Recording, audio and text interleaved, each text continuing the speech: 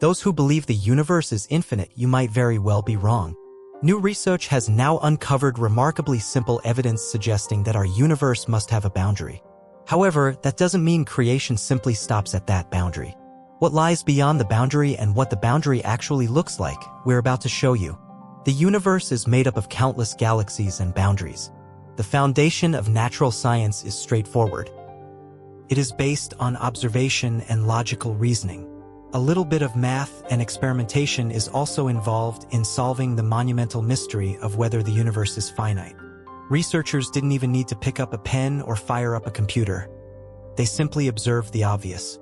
So buckle up, relax, and get ready because we're about to take you on a journey across the universe. We start at the gate of the Milky Way, our home galaxy. We see that the Milky Way is a closed system containing countless other stellar systems. The Milky Way, as an independent celestial body, travels through space. It lies about 165,000 light-years and 200,000 light-years away from two smaller galaxies, the Large and Small Magellanic Clouds. The next large galaxy, Andromeda, is a massive 2.5 million light-years away. Clearly, even these galaxies are independent systems with distinct, well-defined boundaries. Within a galaxy, there are millions, even billions of star systems, each one a bounded, independent unit with vast gaps of space separating it from neighboring systems. In the universe as we know it, there may be over 500 billion galaxies. At the center of the Milky Way, we find a supermassive black hole, Sagittarius A star. Black holes are mysterious phenomena with intense interactions with their surroundings. They likely play a critical role in the formation and evolution of galaxies. Black holes have their own dance through the universe. They move, encounter, and sometimes merge with other black holes. We move on to a remote corner of one of the Milky Way's outer arms, where Earth resides. As we enter the solar system, we again find ourselves in a miniature universe, centered around our Sun and its planets, much like how Earth, Venus, Mars, and exoplanets exist within the Milky Way. Each of these celestial bodies is its own small world within a larger cosmos. On Earth, we experience a vibrant, green planet full of life. On other planets, you might find frozen wastelands or worlds with methane-based ecosystems. Even within these planets, as with Earth, there exist countless smaller ecosystems. Imagine beehives, ant colonies, or microbial communities. Scientists have yet to precisely define Earth's boundary, but it undeniably exists. The thermosphere marks the end of Earth's atmosphere, and the planet's magnetic field terminates at a certain altitude as well. Comparing with other planets, Mars, for example, although it lacks a true atmosphere, also has a defined sphere of influence that ends at a measurable point in space. If we travel to the edge of the solar system, eventually we reach the outer boundary of the heliosphere, the official edge of the Sun's influence. At this point, solar wind speeds drop dramatically from nearly 620,000 miles per hour to just about 700 miles per hour. After passing through a region almost devoid of solar wind, our spacecraft enters the turbulent realm of interstellar space. At this moment, the spacecraft lurches sharply, clear evidence we've crossed out of the solar system. Looking around, we see the entire solar system encased in a protective shell of photons and particles. Soon after, we encounter another kind of boundary, the Oort cloud, home to millions of small asteroids and comets, remnants from the early solar system. At this point, our guide tells us we're about to accelerate to faster than light speed. Now soaring freely through the vastness of space, we're getting closer to discovering the true edge of the universe. During our journey, we pause for a brief introduction about the size of the universe. An astronomy professor aboard our ship explains, there are millions of known galaxies.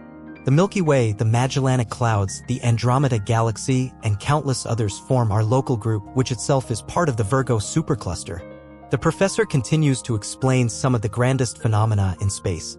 We see spectacular images of the Sloan Great Wall, a cosmic structure spanning 1.38 billion light-years, yet even it is an entity with a clearly defined boundary.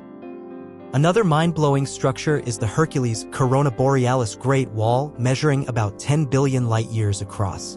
We also witness galactic collisions, supernova explosions, and quasars. All these structures and boundaries demonstrate that the universe is a dynamic, moving system. Finally, we arrive at our destination. It's been an incredible journey. Our ship's captain announces the real destination, the edge of the universe. Since space at the boundary is utterly dark, floodlights are turned on to illuminate the view outside our panoramic windows. Everyone holds their breath. There it is, the wall, the known boundary of the universe. You see a faintly shimmering, slightly raised surface. The boundary appears almost transparent, as if you could just walk right through it. However, our astronomy professor explains that this wall is impassable. It's a region of extreme space-time distortion. We must keep a safe distance and admire the wall from afar. Although we cannot approach the boundary, researchers have proposed several theories about what lies beyond. In fact, it's now almost certain that our universe is not the only one. If it were, there would be no need for such a wall. The wall acts both as a shield and a boundary. Beyond it likely lies a world governed by physical laws radically different from ours. In that other universe, time might flow backward. Matter might exist only in 2 dimensions. We are currently unable to travel into such a world because our physical bodies would not survive such extreme changes. Some scholars believe they have received information from beings in other dimensions. They interpret these messages as evidence that these life forms are composed purely of consciousness, not matter. Scientists are convinced that one day we will be able to travel to other dimensions in a purely spiritual form. Years ago, many signs of other universes were found inside cosmic voids. Visible scars across the cosmic web provided evidence of collisions with other universes.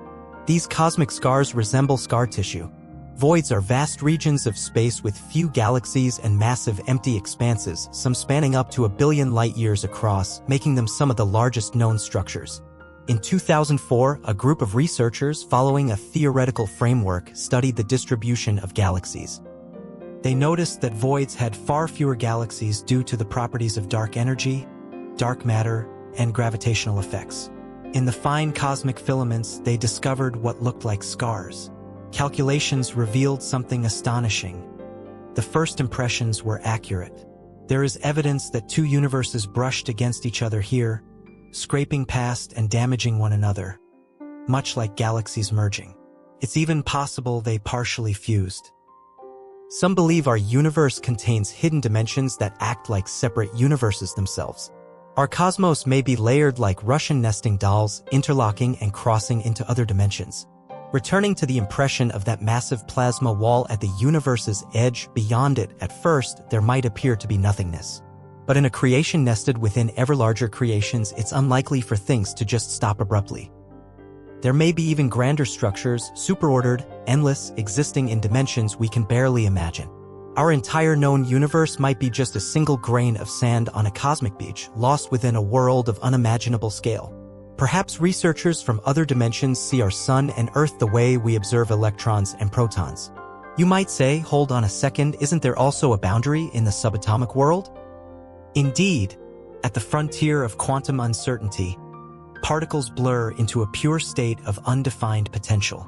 Does that mean creation ends there too? Not at all. When particles shift into waveforms, they represent an almost limitless potential, possibly gateways into other dimensions or other universes. Researchers also suspect that unknown forms of antimatter exist in these realms. If we let our imagination run wild, we might picture mirrored, negative, or parallel worlds where slightly different or completely new laws of physics apply.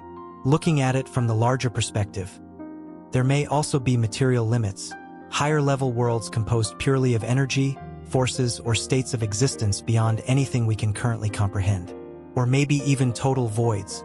Finally, let's address the possibility that beyond the edge of the universe lies true nothingness.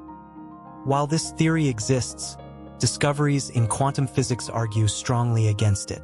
Quantum physics recognizes that nothingness or void in the universe is not truly empty, but a space teeming with potential, even where no measurable activity occurs or forces perfectly balance. Hidden within this void might be unfamiliar forms of energy, or even matter. Thus, the idea that a barren void lies beyond our universe is extremely unlikely. Rather than true emptiness, the end of our universe is more likely a realm of infinite